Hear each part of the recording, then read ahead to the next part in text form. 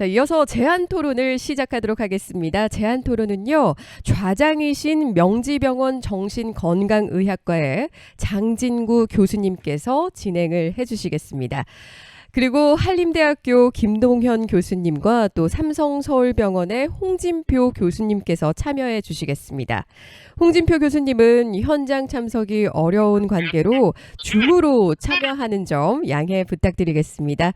자, 그럼 세 분을 모셔보도록 하겠습니다. 네, 안녕하십니까. 소개받은 명지병원 정신건강의학과 장진구입니다. 앞서 그 사회자분께서 말씀해 주셨지만 오늘 김동현 교수님께서도 좀 사정상의 이유로 줌을 통해서 토론에 응해 주시기로 하셨습니다. 정정 말씀드리겠습니다. 조금 시간이 늦어져서 좀 빨리 진행을 하겠습니다.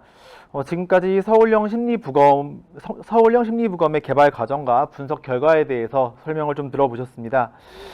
홍진표 교수님부터 혹시 하시기로 진행이 되셨을지 아닌데, 알겠습니다.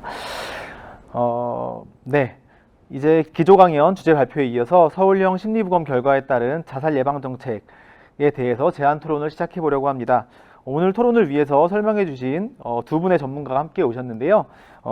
먼저 김동현 교수님부터 소개해 드리겠습니다. 김동현 교수님께서는 이제 대한민국 역학학회장을 역임하실 정도로 대한민국 역학과 예방의학에 굉장히 큰 일을 하고 계신 교수님으로 제가 알고 있고, 지금 한림대학교 보건대학원에서 교수님으로 활동하고 계십니다. 김동현 교수님 모시겠습니다. 네, 한림대학교 의과대학 김동현입니다. 잘 들리시나요? 네, 교수님 잘 들립니다. 네, 소개 말씀 감사드립니다. 우선 제가 이 이후의 일정 때문에 현장에서 참석 못하고 이렇게 줌으로 참석하게 돼서 양해 말씀 구하고요. 소개 말씀 감사드립니다. 조금 전에 소개해 주신 바와 같이 저는 이제 한국역학회 회장을 이제 역임을 했었고요. 제 전공은 이제 역학입니다. 역학은 공중보건이나 또는 포퓰레이션 사이언스의 기초 학문이라고 얘기들을 많이 합니다. 그래서 오늘 다루는 주제에 이제 사이클로지컬 오톱시라고 하는 게 이제 개인에게서 자살과 관련한 여러 상황에 대한 정보와 분석 그리고 제안을 하는 내용이라고 하면 이제 역학이라고 하는 학문은 기본적으로 이제 포퓰레이션을 이제 대상으로 하고 있습니다. 그래서 개인에 대한 이해가 이제 개인은 진공 상태에서 살아가는 것이 아니라 개인이 갖게 된 어떤 위험 요인의 노출이라고 하는 게 그 개인이 태어나고 자라고 일하는 여러 사회적인 환경 속에서 이제 형성되는 것이라고 생각을 하고 있기에 다른 모든 이제 질병에 관련한 어떤 요인에 대해서 위험 요인에 대해서 이제 그런 관점, 그런 퍼스펙티브를 갖고 접근하고자 하는 것입니다. 자살 문제도 마찬가지고요. 그리고 여기 이제 위험 요인이라고 이제 많이 이제 기술을 하고 있는데 이제 한 개인에게 있어서 위험 요인도 프록시말한 요인이 있고 좀 디스탈한 요인이 있다. 그러니까 이제 그 개인의 바로 주변에 있는 요인이 있는가 하면은 조금 더 근원적인 어떤 요인들이 있을 수가 있고요. 또 우리 이제 이런 그 포퓰레이션 사이언스 또는 소셜 사이언스 또는 역학에서는 개인을 둘러싼 위험 요인하고는 좀 다른 의미에서 인구 집단의 어떤 그 건강의 결정 요인, 흔히 우리가 이제 디터미넌트라고 얘기를 하게 됩니다. 그래서 Social Determinant of Health, SDH라고 하는 이제 그런 개념을 갖고 이제 건강 문제. 그래서 오늘은 이제 자살 문제가 자살 예방. 그 중에서도 이제 사이클로지컬 오톱시에 대한 이제 내용이 될 것 같습니다. 조금 전에 이제 김현수 그 센터장님 너무나 많은 수고를 하셔서 너무나 많은 성과를 내시고 또 여러 가지 좀 정책적 제안도 다 잘 해주셨기 때문에 제가 사이클로지컬 오톱시에 대한 이해나 경험이 제한된 상황 거의 없다고 할 수가 있겠는데요. 이렇게 뭘 더 보탤 수 있을까 좀 토론을 요청받았을 때 좀 고민은 되기는 했습니다. 그렇지만 이런 그 포퓰레이션 퍼스펙티브에서 자살 예방을 바라보는 관점들이 이 사이콜로지컬 오토피적인 접근하고 어떻게 연계될 수 있는가를 두고 좀 제가 몇 가지 말씀을 드리겠습니다. 이전 발제에서 이 심리부검에 대한 정의를 총체적으로 사망자, 자살자의 총체적으로 규명하고 위험 요인을 파악하는 것으로 했고, 근거 기반 자살 예방 정책 수립의 주요한 수단이라고 얘기를 했고요. 그리고 외국 연자의 그 닥터 리나즈 박사 같은 경우에 이제 에콜로지컬한 모델에 대한 설명을 좀 두기를 했었습니다. 그래서 인디비듀얼 레벨하고 퍼블릭 헬스 레벨에서의 어떤 이렇게 그 연계가 중요하다는 얘기를 했고요. 그다음에 미국에서 에어포스 공군을 대상으로 한 자살 예방 사업을 성공적으로 했던 이제 닥터 녹스 같은 경우에도 이제 소시오 에콜로지컬 모델에 대한 강조를 했습니다. 그래서 이제 포퓰레이션 오리엔티드 어프로치의 중요성에 대해서 얘기를 한 바가 있습니다. 지금 오늘 이제 주제에 대해서는 이제 이런 맥락에서 몇 가지 좀 코멘트를 드리자면, 우선은 이제 연구 방법과 관련해서 이 심리 부검에 이제 참여자들이 이제 어떤 대표성을 갖고 있느냐라고 하는 부분에 대한 검토가 좀 필요할 것 같고요.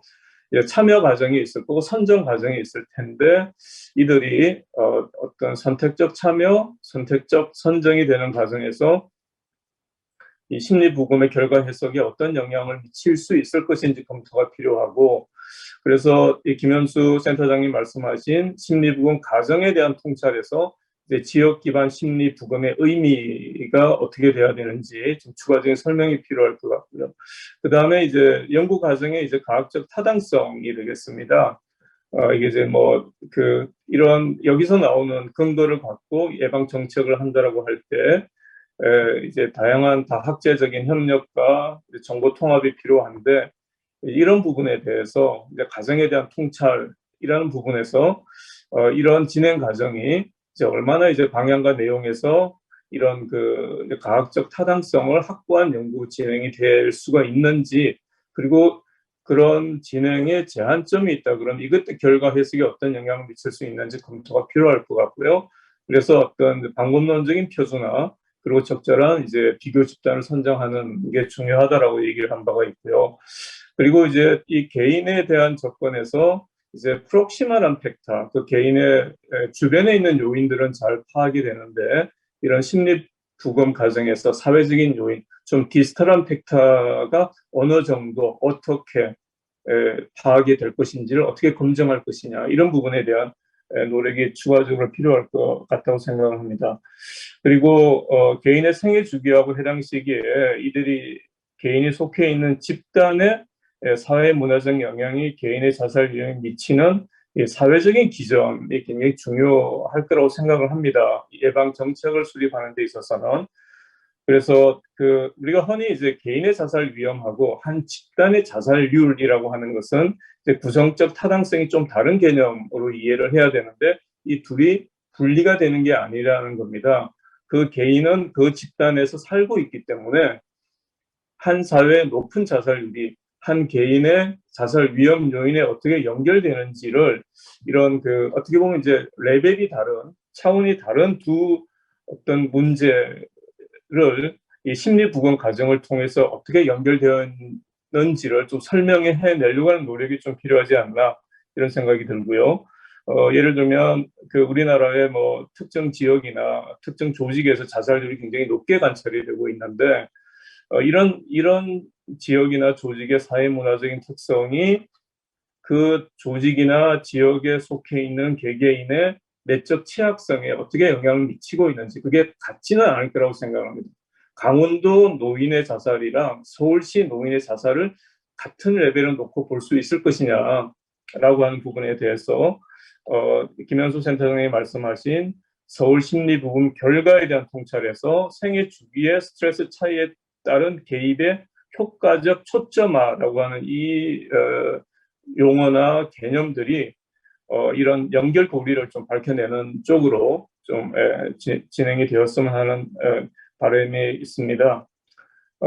특히 이제 우리나라는 지역에 따라서 농촌 지역은 고령 인구가 30%고 여전히 이제 도시 지역은 10%밖에 안 되는 이런 상황에서 그 지역의 어떤 특성이라고 하는 게 이 그들 지역에 살고 있는 개개인들의 사회 환경이나 사회 관계망, 사회적 지지 수준 이런 것들이 이제 굉장히 큰 영향을 미칠 수 있기 때문에 이와 같은 이제 생물학적인 기전을 넘어서서 사회적인 기전에 대한 게 이제 필요할 것 같고요. 이런 지역적 분석이 가능한 지역별 분석이 가능한 지도자, 자살자 데이터 구축을 통해서 이 4월형 자살 예방 정책은 기초 연구로 더 확대가 되었고 이게 서울에 국한될 게 아니라 사실은 모든 광역시도에 이와 유사한 연구가 진행이 되어서 비교 평가가 필요하지 않을까 생각을 하고 있고요. 그리고 이제 두 가지는 이제 심리부검이 하나의 그 자살 예방을 위한 하나의 프로그램, 심리부검의 결과를 활용을 해서 자살 예방을 위한 프로그램으로 생각을 한다 그러면 이 평가 연구, 이 프로그램의 효과성에 대한 이밸루에이션을 어떻게 할 것인가에 대한 고민이 연구 심리부검을 시작하면서 동시에 진행이 돼야 되지 않을까 생각을 하고 있습니다. 그래서 여러 가지 지금 우리가 흔히 이제 많은 자살 예방 프로그램, 게이트키퍼 등등 많이 진행이 되는데 각각의 사업에 이밸루에이션을 어떻게 디자인할 것이냐 이런 부분에 대한 고민이 같이 가야 될 것으로 생각을 하고 있고요. 그리고 김현수 센터장님이 제안해 주신 여러 가지 심리부검에서 도출된 여러 가지 정책 제안들에 대해서 이들 정책들이 집행이 되었을 때 지역에서 현장에서 집행이 되었을 때 이런 정책 제안들의 효과를 어떻게 평가할 것이냐라고 하는 후속적인 연구 디자인도 같이 진행이 되어야 되지 않을까 생각을 하고 있습니다. 뭐 정리해서 말씀드리면 심리부검을 통해서 드러난 인트라 인디비듀얼, 그러니까 개인의 어떤 내적 취약성이 드러나게 되면 우리 어떤 사회 공동체가 이들 내적 취약성을 어떻게 돌볼 수 있는지에 대한 좀 고민을 좀 도출해내는데 이런 그 심리부검의 연구가 그런 방향으로 진행되어야 하지 않을까, 진행되었으면 하는 바람이 있습니다. 이상으로 제 토론을 마치겠습니다. 감사합니다. 네, 교수님. 짧은 시간 가운데 굉장히 중요한 말씀들을 많이 해주신 것 같아서 정말 의미 있는 말씀 많이 들었던 것 같습니다. 특히 서울형 심리부검 사업이 좀 더 신뢰도 있는 자료로 그리고 더 정책적으로 활용되기 위해서 같이 조사해야 될 것들에 대한 여러 가지 코멘트를 좀 주셨던 것 같습니다. 잠깐 제가 생각나는 걸 말씀드리면 그 전 이기현 교수님께서 말씀하셨던 이 심리부검에 동의하시고 참여하셨던 환자 그런 가족들의 특성을 저희가 아는 것도 굉장히 중요할 것 같은데 심리부검에 참여하시는 가족분들이 이걸 왜 굉장히 고통스러운 과정일 수 있거든요. 자살자의 가족으로서 자살자가 어떤 감정 상태를 경험했는지에 대해서 상담하는 과정은 어려움에도 그것에 참여하셨던 분들은 알고 싶거나 아니면 지푸라기라도 잡고 싶다는 심정 혹은 또 한편으로는 경제적인 도움을 좀 받을 수 있지 않을까 하는 마음 이런 여러 가지 마음들 때문에 좀 들어오시게 됐다는 제가 얘기를 들은 바가 있고 이런 것들이 복합적으로 뭔가 응답자의 특성이 나올 수 있으니 응답하지 않은 사람의 특성과 비교하는 것도 필요하겠다라는 생각이 조금 들었습니다. 혹시 질문이 인터넷상으로 있다면 한두 가지 좀 드리려고 합니다. 없으시다면 제가 한 가지만 좀 김동현 교수님께 너무 어려운 질문이긴 하지만 대조군이라는 집단을 잡자면 혹시 어떤 식으로 대조군을 잡아서 이것의 특징을 파악하기 위한 서울형 자살예방센터의 대조군은 어떤 대조군이 되면 좋을지 좀 여쭤봐도 되겠습니까? 예, 말씀을 하셨지만 굉장히 어려운 질문을 하신 것 같습니다. 저희 이제 역학 연구에서 분석적 역학 연구에 큰 두 디자인이 하나 있는데 그 중에 하나가 이제 환자 대조군 연구가 되겠습니다. 그래서 이 외국에서 진행된 심리부검을 봐도 한 절반 정도는 케이스 시리즈 스타디로 진행이 되고 한 절반 정도는 이제 환자 대조군 연구로 진행이 되는데 환자 대조군 연구에서 사실 어려운 게 환자군 선정이 어려운 게 아니라 대조군 선정이 어려운 겁니다.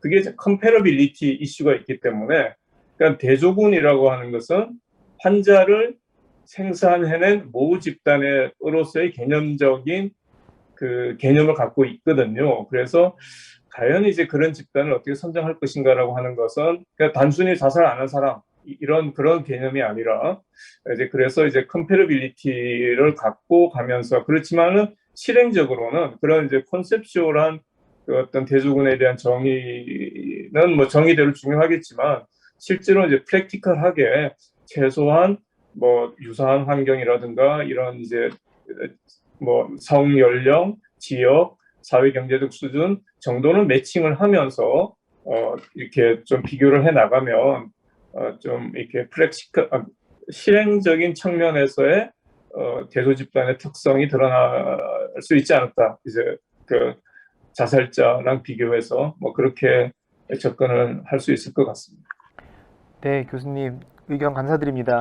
아마 서울시 자살예방센터의 이 심리부검 사업이 계속 진행해 나가면서 계속 교수님께도 의견을 엿듣는 기회가 있을 것 같습니다. 시간 관계상 김노원 교수님과의 그 제안 토론은 여기서 마치도록 하고 다음 제안자와의 토론으로 넘어가겠습니다. 다음 그 제언을 주실 분은 삼성서울병원의 홍진표 교수님입니다. 홍진표 교수님께서는 이제 저와 같이 정신의학계에 계시는 교수님이시고 아주 오랜 임상 경험 그리고 연구 경험을 가지고 계신 분으로서 저희 서울시 심리부검 사업이 나아가야 될 방향 그리고 임상적으로 가지고 있는 이슈 등에 대해서 말씀해 주실 것 같습니다. 홍진표 교수님 안녕하십니까? 안녕하십니까. 홍진표입니다. 네. 제가 외래 때문에 조금 줌으로 인사드리기 죄송하게 생각하고요. 저도 이 중앙자살예방센터장도 하고 제가 이 자살 관련된 그 중개연구센터를 운영한 경험이 있어서 오랫동안 저도 이 문제에 대해서 고민을 많이 했었는데 오늘 이렇게 토론할 수 있게 돼서 기쁘게 생각합니다. 사실 우리가 이 자살은 굉장히 헤테로지니어스하고 다양한 원인을 갖고 있다 이런 말들을 하는데요.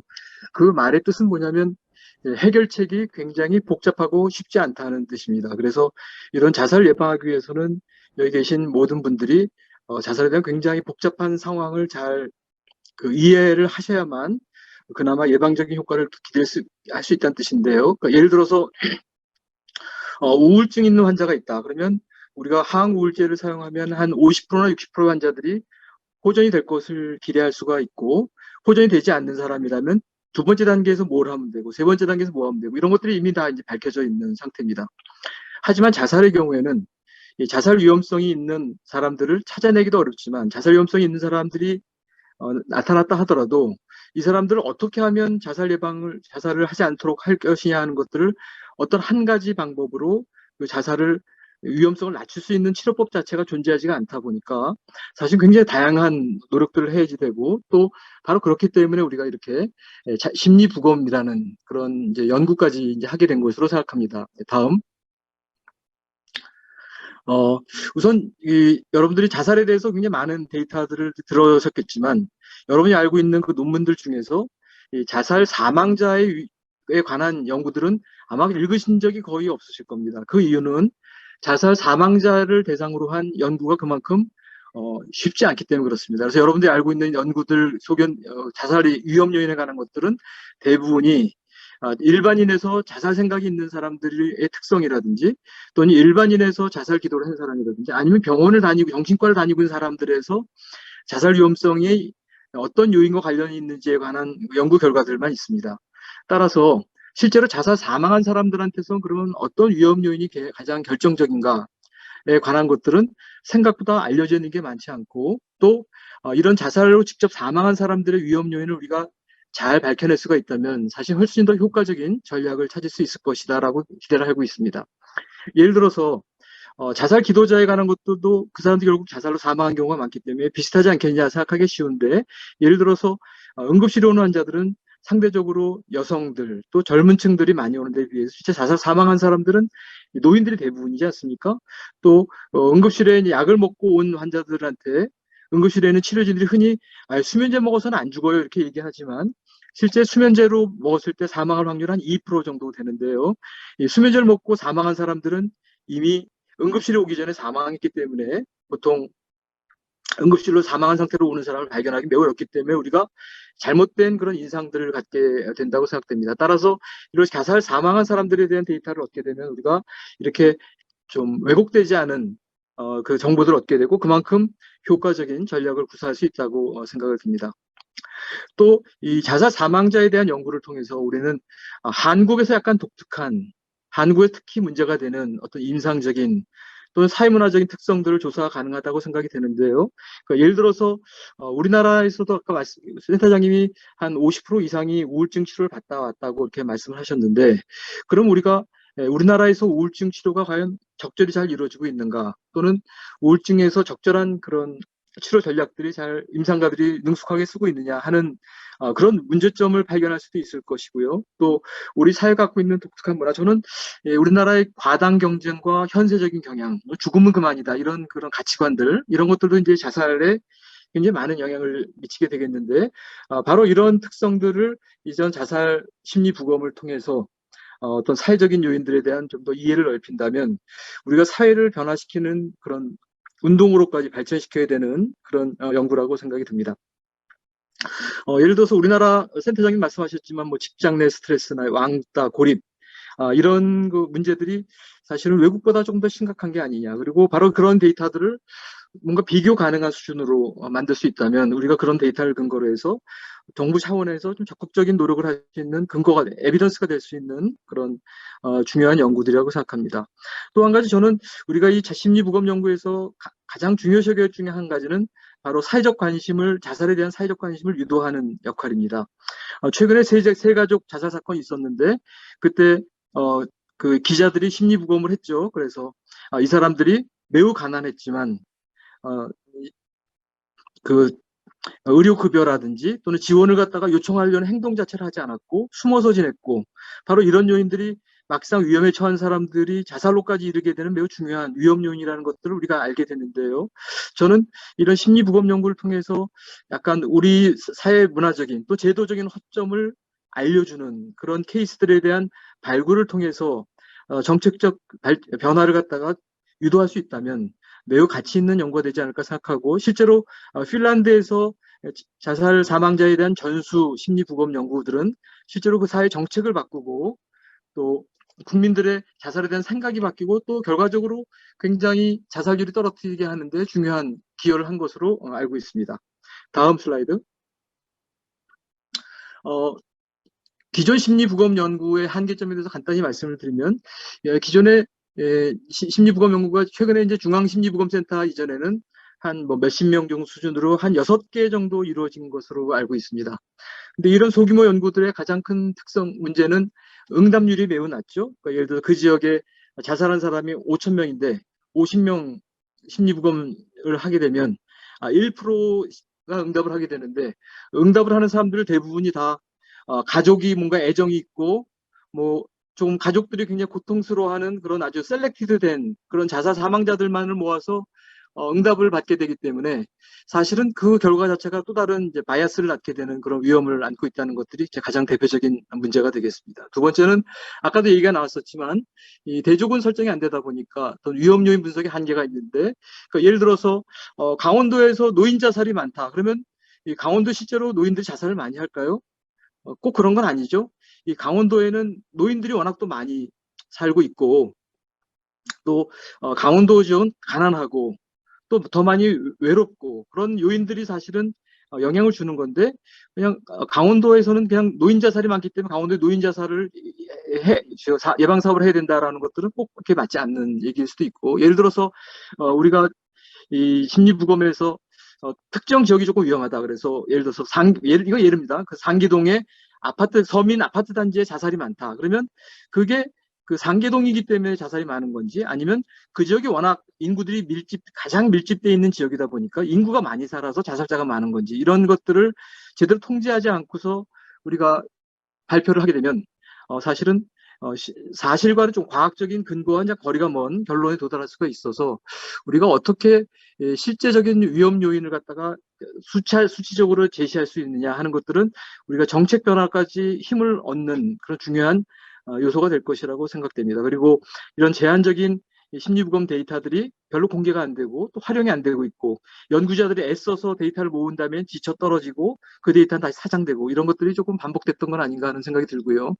또 기존의 심리부검 연구들이 실제로 대중들의 관심을 유도하는 데 실패한 게 아닌가라고 생각이 들어서 우리가 어떻게 이 심리부검 결과를 뭔가 과학적인 에비던스를 만들어내고 또 이걸 통해서 대중들의 관심을 끌어내고 기자들이 관심을 갖게 하고 그걸 통해서 정책을 결정하는 복지부나 또는 국회의원들이 뭔가 힘을 변화를 시키게끔 하기 위해서는 굉장히 많은 노력들이 필요할 수 있다고 생각이 됩니다. 다음. 그래서 서울심리부검 연구 결과 조사를 도구를 보면서 저는 장점은 그 약간 메디컬 모델을 벗어나서 사회적 요인을 강조하신 것들은 적절하다고 생각합니다. 이게 모든 연구들이 다 생명체처럼 변화하는 건데 이미 메디컬 모델에 대한 것들은 외국에서 이미 너무 많이 되어 있기 때문에 이런 우리나라 사회의 약간 독특한 현상을 어떻게 찾아내서 그것을 뭔가 확실하게 보여줄 수 있는 그렇게 할 것이냐 하는 것들은 좀 기대가 되는 그런 영역들이 할 수 있겠고요. 또 유족 지원 서비스 연계해서 뭔가 선순환의 구조를 갖게 하겠다는 것들은 뭐 좋은 아이디어라고 생각이 듭니다. 그래서 또 굉장히 많은 포괄적인 위험 요인과 보호 요인을 찾겠다고 하신 것도 기대가 되고요. 하지만 이런 심리 부검 연구들이 항상 갖게 되는 케이스 시리즈 연구들의 장점은 그냥 디스크라이브를 하는데 불과하기 때문에 예를 들어서 그 사람 자살자들이 대인관계에서 어려움을 얻었다 그러면 나도 대인관계 항상 어려울 때가 있었는데 도대체 그 사람들은 나랑 어떻게 다른 거지? 또 예를 들어서 아동학대가 있었다 그러는데 그 아동학대는 나도 어렸을 때 공부하러 야단 많이 맞았는데 뭐 이렇게 되기 때문에 실제로 이런 자살자들은 정말 어떻게 차이가 나는가라는 것들을 이제 뭔가 명확하게 보여주는 위해서는 더 추가적인 노력이 필요하지 않을까라고 생각이 듭니다. 다음. 그래서 제가 제안을 드리고 싶은 것들은 그 심리부검의 대표성인데요. 그래서 유족을 통한 심리부검 심층 조사는 그대로 진행을 해야겠지만 서울 시내에서 그 자살한 사람들을 보면 자료가 되게 크게 두 가지가 있는데요. 한 가지는 이제 통계청에서 가져가게 되는 사망 진단서에 관련돼 있는 포함된 내용들이 되겠고요. 두 번째는 경찰 조사서라는 게 있는데 이 경찰 조사서가 사실은 우리 심리부검 하시는 분들이 유족들한테 조사한 거랑 비슷하게 경찰관들이 유족들에게 자세하게 왜 죽었는지, 살인은 아닌지 뭐 등등 여러 가지를 이제 쭉 물어보게 되는데 이런 것들도 데이터화할 수 있으면 전수조사가 되면 그건 그 나름대로 아주 약식의 심리부검이긴 하지만 데이터로 가치가 있지 않은가 생각됩니다. 예를 들어서 학교 내 왕따 때문에 자살한 청소년이 과연 1년에 몇 명이, 작년에 몇 명이었고 올해 몇 명이었는지, 또는 학교 밖 청소년들이 과연 몇 명이나 좀 계속 죽는지, 또는 직장 내 스트레스 이후에 자살한 사람이 매년 몇 명 정도 되는지 등등 같이 뭔가 좀 대중들한테 호소력이 있는 것들이 있으면 어떨까. 또 우리가 좀 독거인의 자살이 이슈가 되는데 서울시에서는 독거인 자살이 계속 어떻게 늘어나는지 줄어드는지, 또 가족살인은 어떻게 되는지 등등의 같은 그런 어떤 전수조사를 얻을 수 있는 데이터들을 통해서 우리가 이 자살에 관한 자살 어떤 트렌드, 또 자살을 예방하기 위해서 국민들이 어떻게 변화를 해야 될지에 대해서는 메시지를 줄 수 있는 것들도 필요하지 않는가라고 생각이 들고요. 또 이 대조군을 통한 것들은 아까도 얘기가 나왔습니다만 보통은 이제 사고로 사망한 사람들이나 또 질병으로 사망한 사람들을 대조군으로 사용을 하게 되는데 아마 자살 사망자 숫자만큼 확보할 수는 없겠지만 일부분만이라도 조금 확보를 하면 뭔가 이 자살자들이 5배 정도 더 가족들과 불화가 심하다든지 또는 10배 정도 매우 경제적으로 고통을 받고 있었다든지 뭐 등등 이런 스토리들이 나올 수 있을 것이라고 보여집니다. 또 우리가 이 자살 심리 부검 연구들은 이제 국가 간의 비교를 하지 않는데요. 이 국가 간 비교를 하기 위해서는 사실은 국제적으로 많이 통용되는 도구들을 해서 중요한 부분들을 어느 정도 좀 일치를 시켜 놔야지 되겠고, 또 우리 서울에서 자살의 어떤 특이점들이 외국에 비해서는 어떻다라는 스토리들도, 물론 이게 쉬운 얘기는 아닙니다만 여러 가지 이제 방법 논상의 어려움이 있긴 하겠지만 이런 걸 통해서 우리가 뭔가 스토리들을 계속 만들어내는 과정들이 필요한 게 아닌가라고 생각됩니다. 그리고 특징적인 사례들을 뭐 자꾸 이렇게 발굴을 해서 바로 이런 사례를 볼 때 우리는 어떤 노력을 해야 될지를 대중들에게 호소하는, 또 기자들에게 논의하는, 그래서 시리즈물 같은 걸 통해서라도 좀 하게 되면 이런 심리부검 결과를 통해서 우리가 굉장히 고생들 많이 하시고 돈도 많이 드는 조사가 되겠는데, 이 조사들의 가치가 매우 높아지지 않을까 기대해 봅니다. 이상입니다. 네, 교수님 의미 있는 코멘트 감사드립니다. 정말 운영을 해보신 입장에서 무엇이 부족했는지에 대한 정말 현실적인 조언을 좀 주셨던 것 같습니다. 네.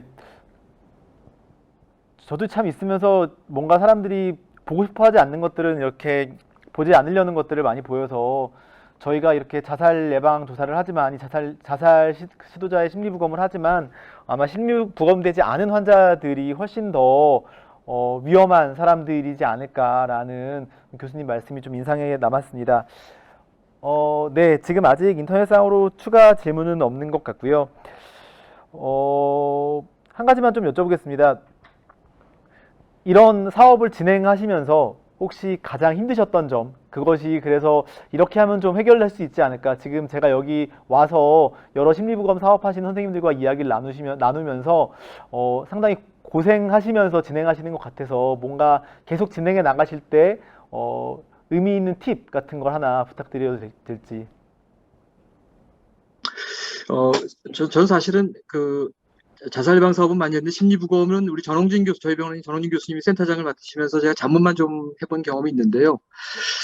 저는 이런 심리부검 조사를 할 때 제일 큰 어려운 점은 조사자들의 충분한 트레이닝이 잘 되어 있느냐 하는 것들이라고 생각합니다. 왜냐하면 이 응답자들이 다 가족들이 제각기 다 대답을 하게 되기 때문에 이런 자기가 직접 경험하지 않은 것을 관찰한 것을 정보화해야 되기 때문에 어떻게 레이팅을 해야 될지에 대해서 계속 교육을 하고, 또 중간중간 피드백을 받아서 그때마다 레이팅을 어떻게 하는 게 가장 통일성이 있는 건지, 이런 것들에 대해서 충분히 논의하는 과정을 통해서 이루어져야만 데이터가 매우 가치 있게 되고, 또 이런 심리부검 인터뷰를 할 때 어떤 원칙이나 방법들을 잘 남겨두시면 또 그 후속 연구들을 할 때 도움이 많이 되지 않을까라고 생각이 듭니다.